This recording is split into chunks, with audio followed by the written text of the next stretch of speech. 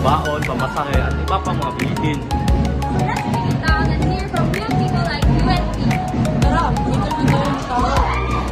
So, unahin natin si Abigail na isang high school student na ramdam ang inflasyon sa kanyang baon araw-araw.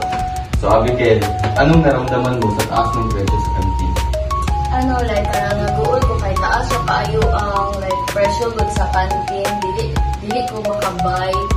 So, nagatipid na lang ko para pag naay kanang kailangan sa school nga kanang mga project na mag-direct na ko magbay.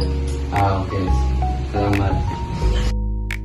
Ngayon naman, si Aling Sandra, isang sari-sari store owner na apektado rin sa pagtaas ng mga presyo.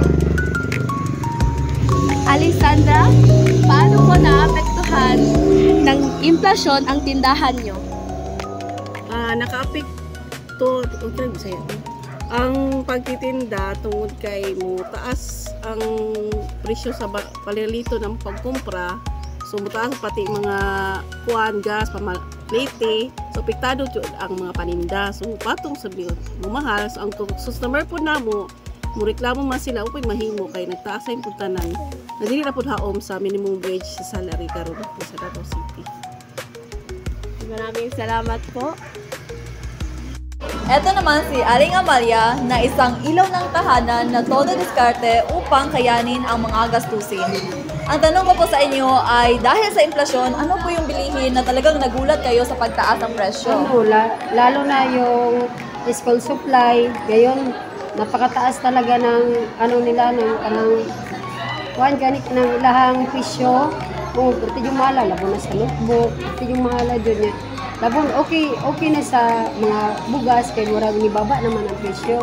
Ang kuan lang yun, labo na kanang mga tuition fee sa mga bata. Nagataas yun ang kanang taga-adlaw-adlaw na mo sa ilaha. Kay nabay sila yung mga amutan, labo na mga kanang kailangan po lang ng mga school supply.